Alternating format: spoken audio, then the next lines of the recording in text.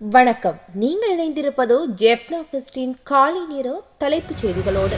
முல்லைத்தீவு மாவட்டம் ஒட்டிசுட்டான் போலீஸ் பிரிவில் இராணுவத்தினரின் தாக்குதலுக்குள்ளாகிய பின்னர் காணாமல் போன நிலையில் முத்தையன்கட்டு குளத்தில் இருந்து சடலமாக மீட்கப்பட்ட இளம் குடும்பஸ்தர் நீரில் மூழ்கியே உயிரிழந்தார் என்று போலீசார் தெரிவித்துள்ளனர். இது தொடர்பில் ஒட்டிசுட்டான் போலீஸ் பிரிவு ஊடக அறிக்கை ஒன்றை வெளியிட்டுள்ளது. இராணுவ முகாமை அப்புறப்படுத்துவதற்கு சில நாட்களாக நடவடிக்கை எடுக்கப்பட்டு வருகின்றது. இதன்போது கடந்த 7ஆம் தேதியன்று இரவு வேளையில் அகற்றப்பட்ட இரும்பு மற்றும் வெளிப்புற பொருட்களை எடுத்து செல்வதற்காக அதன் முகாம் வளாகத்தினுள் அனுமதியின்றி நுழைந்த 5 பேரை விரட்டி அடிப்பதற்காக முகாமில் உள்ள உத்தியோகத்தர்கள் நடவடிக்கை எடுத்தனர். அதில் தப்பி செல்ல முயன்ற ஒருவர் முத்தையன்கட்டு குளத்தில் மூழ்கி உயிரிழந்துள்ளார் என அந்த அறிக்கையில் குறிப்பிடப்பட்டுள்ளது. வவுனியாவில் தனியார் கல்வி நிலைய கிணற்றில் இருந்து உயர்தர மாணவியொருவர் நீர் சடலமாக மீட்கப்பட்டுள்ளார். வவுனியா கோமரசன் குளம் பகுதியைச் சேர்ந்த வவுனியா சிவபிரகாச மகளிர் கல்லூரி உயர்தர வர்த்தக பிரிவில் கல்வி பயிலும் மாணவியே இவ்வாறு சடலமாக மீட்கப்பட்டுள்ளார். குறித்த மாணவியின் மரணத்திற்கான காரணம் இதுவரை கண்டறியப்படவில்லை.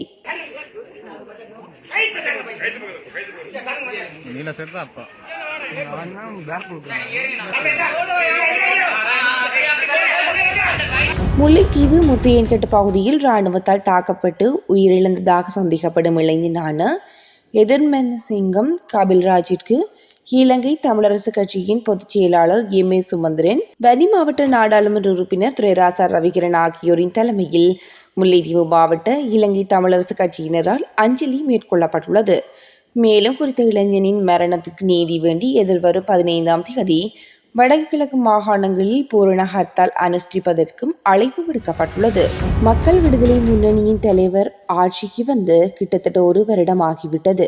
சுமார் 40,000 வேலையற்ற பட்டதாரிகள் வேலையின்றி இன்னும் வீதிகளிலேயே காத்திருக்கின்றனர். இவ்வாறு எதிர்க்கட்சி தலைவர் சஜித் பிரேமதாஸ் தெரிவித்துள்ளார்.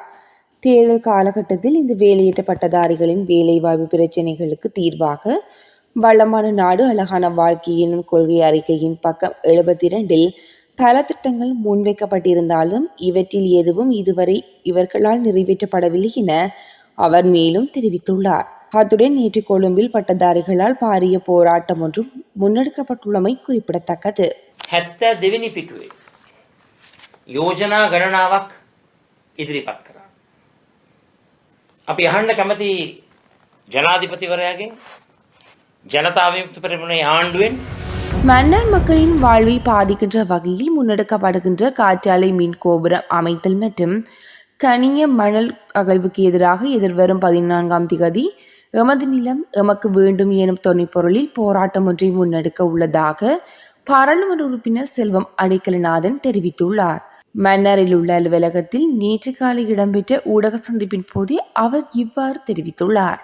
அந்த வகையிலே அதை சூறையாடுகின்ற தென்னிலங்கையிலே இருக்கின்ற யாராக இருந்தாலும் அதை நாங்கள் ஒரு காலம் அனுமதிக்க முடியாது என்று சொல்லுகின்ற வகையிலே எமது நிலம் நமக்கு வேண்டும் என்று சொல்லுகின்ற அந்த கோஷத்தோடு வருகிற 14ஆம் தேதி 9 மணிக்கு ஆரம்பித்து 4 மணி அளவிலே நிறைவு பெறுவதற்கான போராட்டத்தை நடத்துவதற்கான ஏற்பாட்டை நாங்கள் எங்களுடைய மக்கள் பிரதிநிதிகளிடம் கோரி நிற்கின்றோம்.